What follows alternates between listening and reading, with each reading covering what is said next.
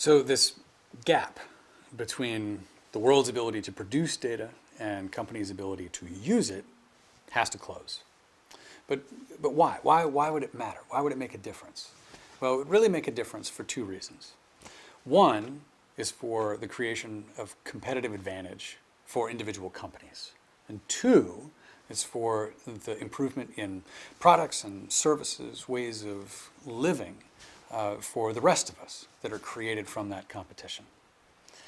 Because it's not enough to use this abundance of data if you're a company.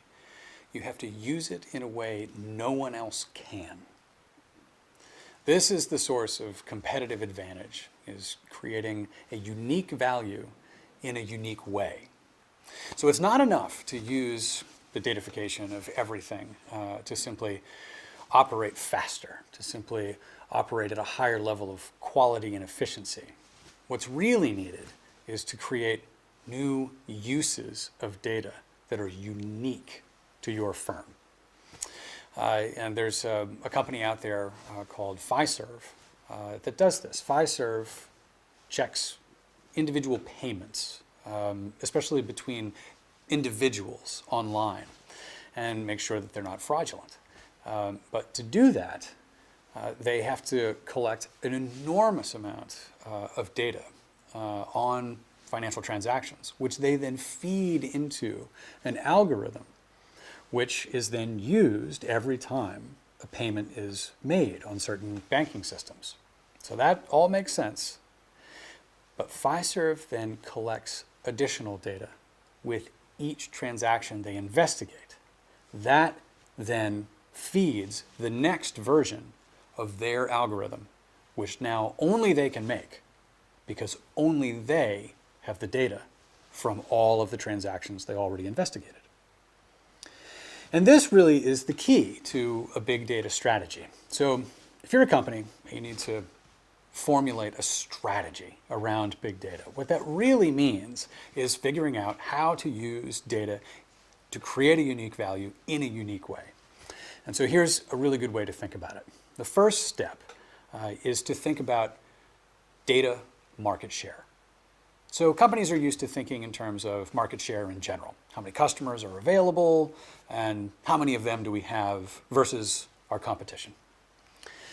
But here the key is to think about the share of data that you have as a company compared to your competitors.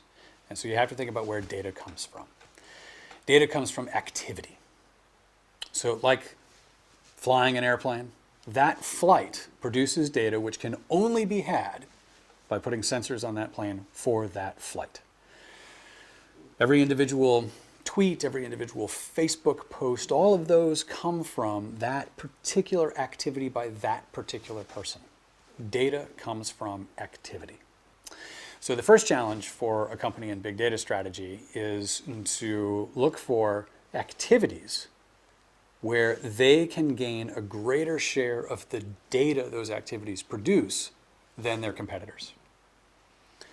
The second step is to then make a proprietary data asset, a whole pile and combination of data which only you have.